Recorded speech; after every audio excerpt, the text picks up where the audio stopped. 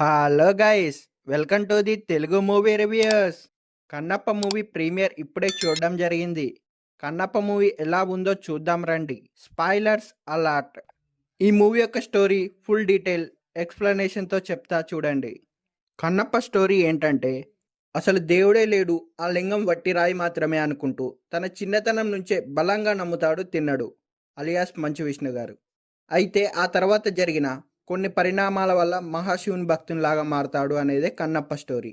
అయితే తిన్నడు ఆ మహాశివుని భక్తునిలాగా మారడానికి వాయులింగం కూడా ఒక కారణం అవుతుంది. అడవిలో ఉన్న వాయులింగాన్ని దక్కించుకోవడానికి కొంతమంది ప్రయత్నిస్తూ ఉంటారు. దీనికోసం ఏకంగా అక్కడున్న జనాల్ని గూడాన్ని కూడా తగలబెట్టాలని చూస్తూ ఉంటారు.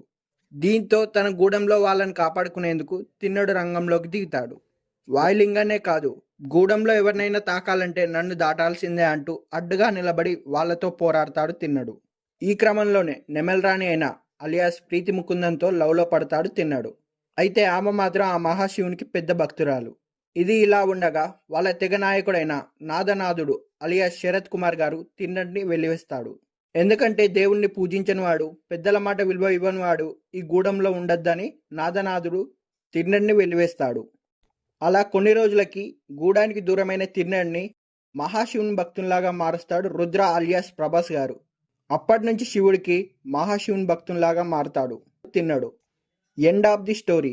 అయితే చివరగా అందుకు కారణమైన పరిస్థితులేంటి, అసలు ఈ వాయులింగం కోసం ఎందుకు అంత పోరాటం జరిగింది, అసలు ఈ స్టోరీలో కిరాట అలియాస్ మోహన్ లాల్ గారి రోల్ ఏంటి, అండ్ మహదేవ శాస్త్రి అలియాస్ మోహన్ బాబు గారి రోల్ ఏంటి అనేది తెలియాలంటే మనం మూవీ చూడవలసిందే.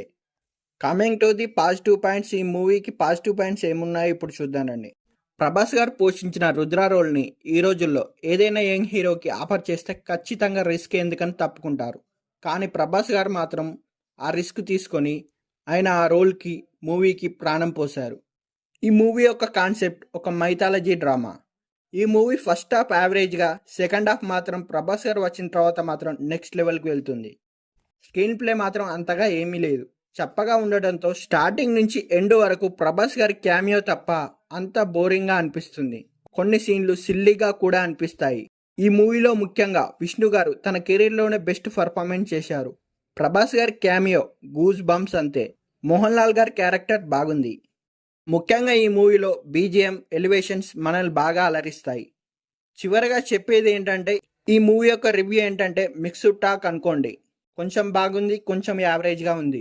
ఈ మూవీ ప్రపంచవ్యాప్తంగా జూన్ 27న రిలీజ్ అవుతుంది. అందరూ తప్పకుండా చూడండి.